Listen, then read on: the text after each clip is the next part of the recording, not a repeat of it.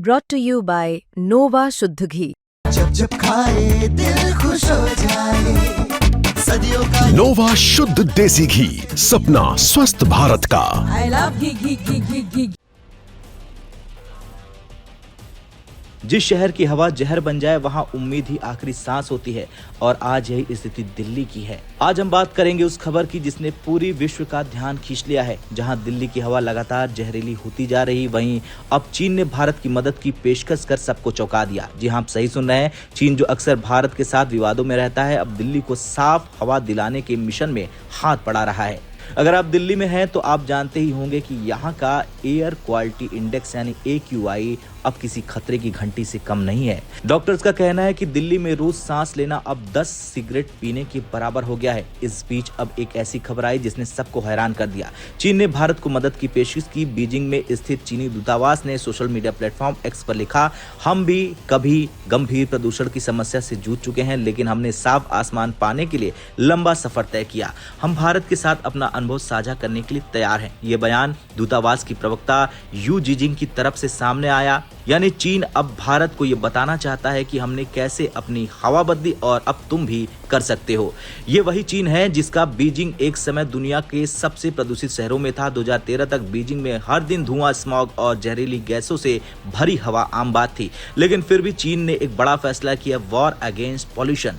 इस मिशन पर चीन ने खर्च किए $100 अरब अमेरिकी डॉलर। चीन ने बड़े बड़े कदम उठाए, जैसे पुराने प्रदूषण फैलाने वाले कारखानों को बंद कर दिया, पुराने वाहनों को हटा दिया, कोयले पर निर्भरता घटा दी, ग्रीन एनर्जी में भारी निवेश किया, पेड़ लगाने का ऐतिहासिक अभियान शुरू किया, और नतीजा बीजिंग का आसमान नीला हो गया।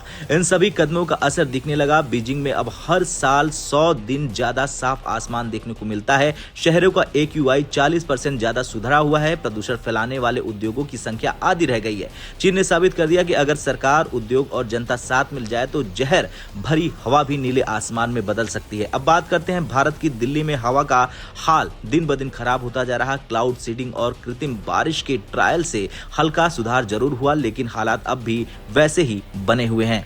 कारण है धूल, वाहन उत्सर्जन, पराली जलना, उद्योगों का धुआं और बेतहाशा निर्माण कार्य। सवाल यह है कि क्या भारत भी चीन की तरह इतने सख्त कदम उठा पाएगा? बिल्कुल, भारत के पास अब मौका है वो बीजिंग मॉडल को अपनी धरती पर लागू करे। अब कुछ लोग कह रहे हैं क्या चीन सच में मदद करना चाहता है या सिर्फ कूटनीतिक चाल है उसकी, क्योंकि अंतर्राष्ट्रीय स्तर पर चीन चाहता है कि वो रिस्पॉन्सिबल सुपर पावर की छवि दिखा सके। भारत को मदद की पेशकश करके वो संदेश देना चाहता है कि हम सिर्फ प्रतिस्पर्धी नहीं, हम जिम्मेदार पड़ोसी हैं। हालांकि ये सच भी है, चीन ने प्रदूषण में लड़ाई में असली काम किया और उसका अनुभव भारत के लिए बेहद उपयोगी साबित हो सकता है। अगर भारत भी चीन की तरह कठोर और सुनियोजित कदम उठाए तो सिर्फ दिल्ली ही नहीं बल्कि लखनऊ, कानपुर, मुंबई, कोलकाता जैसे शहरों की हवा भी बदल सकती है।